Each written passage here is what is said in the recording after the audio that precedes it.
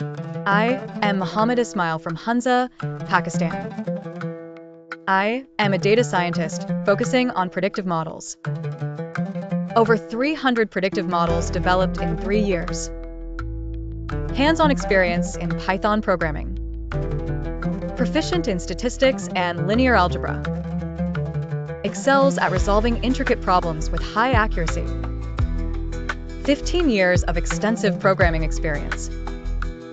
Enthusiastic about collaborating on online data science projects.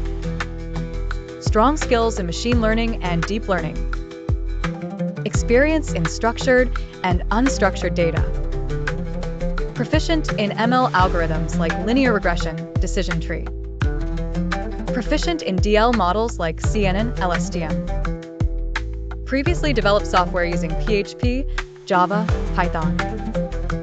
Currently developing neural network models using DL algorithms. Open to opportunities needing my data science expertise.